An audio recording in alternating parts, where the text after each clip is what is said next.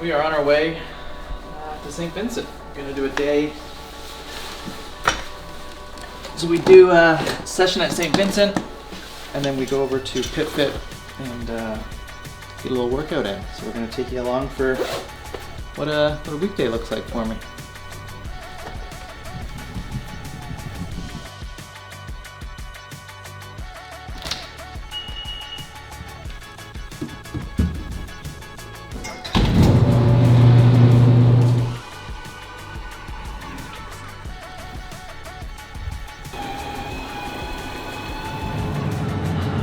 I mean, it's a van. It's not, I definitely miss driving, like, a nice vehicle. I'm not saying that this isn't nice, but it's heavy, a little sluggish. As a race car driver, it'd be nice to have something that maybe performs a bit better, but it gets the job done. I think, obviously you have the option to get a normal car, but then you have to take apart the wheelchair and put it in the trunk, and it's a big ordeal. Like I learned how to do it when I was in Denver in my rehab, but it's just a massive pain, honestly, and it takes a toll on the car because you need to swing the wheelchair like through you and toss it into the back seat or into the passenger seat. In the interior, it's like all marked and everything, and I think over time that would really bother me, and also it's pretty physically straining on your shoulders to pull that off. So I'm happy with the old little van, loads of space. Yeah, it's just heavy and slow. And so my hand controls on the van are pretty straightforward. I pull it back for throttle, and then you push it forward to brake. This is kind of your stereotypical road car hand control system, so it's nothing overly fancy. I have this button here that can lock the brake on, so if you're stopped at a red light or something and if you want to take a sip of water, you can use both your hands. So it's kind of the weird thing about driving with hand controls is the car's not really designed for it. So for me to signal to make a lane change, I actually have to take my hand off the gas to make my signal to make a lane change. So it's it takes a bit to get used to, because you have to actually almost like speed up a little bit extra to make your proper lane change, knowing that you're actually going to slow down a little bit before you make it. Just little things like that takes a bit of time, but braking has never really been a problem. Obviously it took a bit of time for it to become second nature. I always wanted to impulsively try to do it with my leg, but once you realize that it's not a possibility, you quickly kind of just learn this new method, and it's not too bad. It's not overly complicated. Super simple system. If you guys remember when I drove that Acura NSX at the Honda India Toronto, that system was a bit more complicated. It had a ring around the steering wheel for the throttle, so that way I always had two hands on the steering wheel and had a lot more control. And then it had a brake very similar to this. You just pushed it, but that was a very high-end system made by Aero Electronics, which was great, and I would love to have something similar again, but right now just dealing with Old Faithful here, and it's doing a good job. So at St. Vincent's today, we're going to be doing some manual therapy work. I've been going here for about a year and a half now, and the big thing I need with my body and the type of paralysis that I have a lot of tone and spasticity in my muscles, so they're always really tight and tense. So I need a lot of massage, a lot of different therapy treatments to get my muscles loose, so I can do proper exercise and to actually work on the right muscles. Because right now, if I don't do proper stretching and the right stuff, like my quads are always really tight and toned, and as a result, if I do a squat, I would just use only quads because that's the muscle that's the most switched on. So you need to get that muscle nice and relaxed. So when you do a squat, you can actually use your glutes when you're supposed to use your glutes, and your quads when you're supposed to use your quads, your hamstrings, and so on. It's all things that I was kind of forced into learning, but I'm very happy that I have a place like St. Vincents Sports Performance so close to my house, and yeah, that gets me nice and loose before I get into the serious training at PitFit.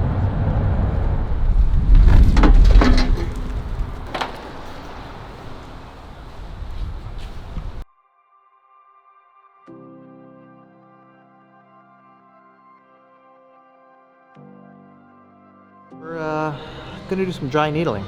It's Mike can probably explain it better, but I'm pretty sure it's effectively like deep tissue acupuncture, where there's really tiny needles and they poke it deep into the muscle, and it just, I don't really know how it works, but it releases a lot of tension. Like, I guess he finds pressure points. Mike, what does dry needling do? Lots of stuff. What's the physics behind it? Physics? Yeah, give me the physics.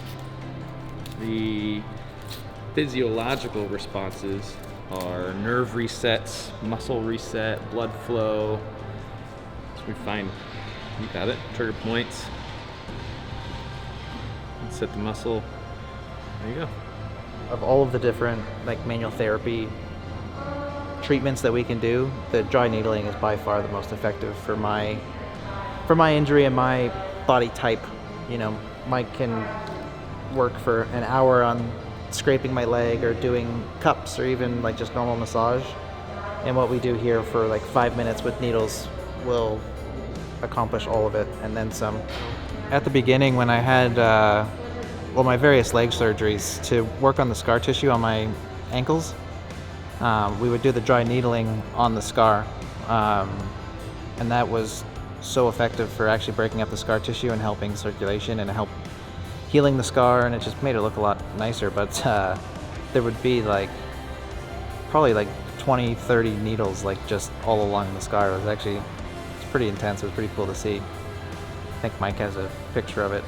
So most of the time we focus almost solely on the left leg. It's always been my more problematic leg. It's always the tighter leg. For whatever reason, I regained less muscle function on that leg. But as a result, it's always much tighter, really down the entire chain, from my ankle to my quad to my glutes, hips. Everything on the left leg is always more problematic than the right. So we always really give a lot more attention on the left to try to get them more equal. So that way when I go to work out, we can really focus on strengthening the proper muscles. Really depends. It depends on how I'm feeling.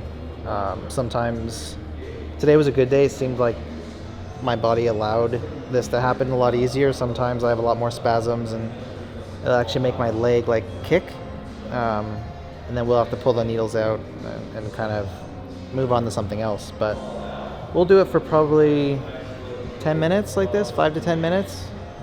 And then we move on to the next thing, which is probably what, scraping? I think I might needle your... Yeah. And then, yeah, we'll do a little bit of that. Yeah. So that won't take long.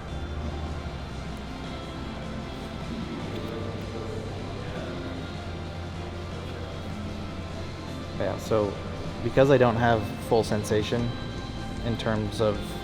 I regained a lot of sensation, which was great, but I still, like, I don't feel, I guess, as much pain as someone else would, or when he hits a pressure point that I guess like the nerve connect's not fully there, my leg will just kind of spasm and twitch. And that's what you just saw there, which it's kind of, I always explain it, like, I don't know if you guys ever as a kid, like, were dared to lick a 9-volt battery. Not that it's recommended. Don't do that at home. This might explain a lot. But it kind of feels like licking a 9-volt battery.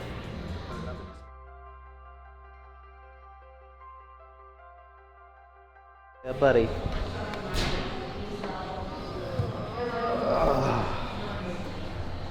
off the video. So sometimes I get like pretty tired.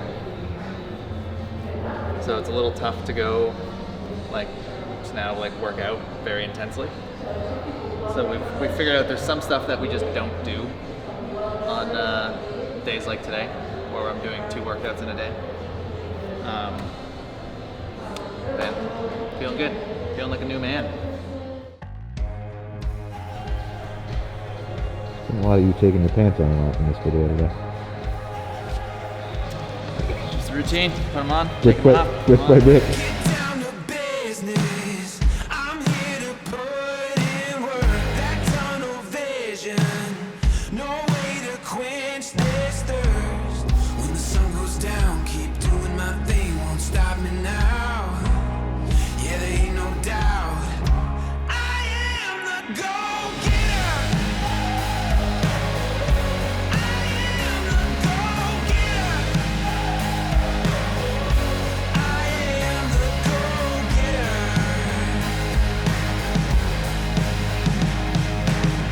Been through the fire, I made it through the flames. Got this desire, I'll do whatever it takes. When the sun goes down, keep doing my thing, won't stop it now. Feeling good, feeling tired, feeling accomplished. Yeah, I like doing that neurocognitive kind of training. For those of you that don't know, normally like a racing driver, you want to do your kind of neurocognitive training at like a level of stress, so exerted energy, because when you're driving the race car, the amount of focus you need, the amount of concentration you need, you're not doing it without any workload. You know, you're driving a race car with a lot of G, a lot of heat, a lot of force through the steering wheel, your heart rate's high. So doing interval training like that is a great way of replicating that. So you do an interval to get your heart rate really high, so you're out of breath, you're struggling to recover first off, and then you do hand-eye coordination stuff to really to train your brain to how to still think and how to focus while you're exerted and trying to really just catch your breath. And today was my high score on that, so even better than it was when I was a driver in IndyCar in 2018. So we're still chipping away, but I think it's good for me to kind of keep my morale up by still doing kind of motorsport style training, because that's obviously what I want to get back to. And yeah, it's good to know that even though I'm in a wheelchair, I'm still able to do what I could before. A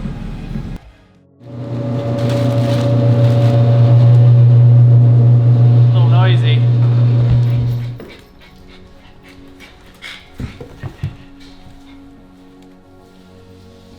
I'm cleaning my wheels so I don't track the outside inside. It's like wearing your shoes in the house Yeah, it kind of dawned on us, like, after COVID started. pretty much, but it was just like, it's kind of gross that I wheel around on any kind of surface, especially in the winter with all the salt on the roads and on the sidewalks and stuff, and then I just track it all through the house. So I get sterile wipes and I wipe down my wheels. You just put tire shine on there. Yeah, a little bit of Armor All.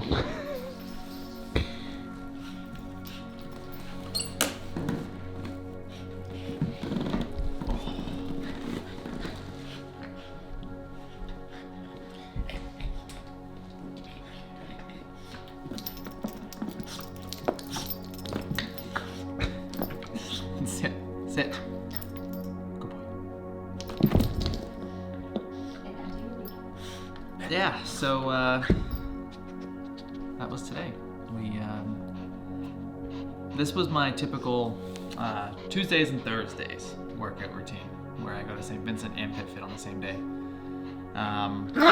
Yeah, it feels good. It feels good to start to get back into the swing of things. You know, I love that everyone's taking precautions right now with COVID, which means a lot to me, because I don't know what would happen if I got sick. I don't really want to find out. So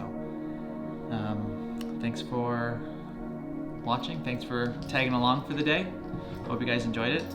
And jeez, I'm gonna throw that at me. And come here. Come here. Come on. Come on. Go sit with your father. Come here. And now, gonna spend some time with the family. Play with James a little bit. He's a little deprived. We've been away all day. And cook some dinner and relax. So, until next time, see you guys later.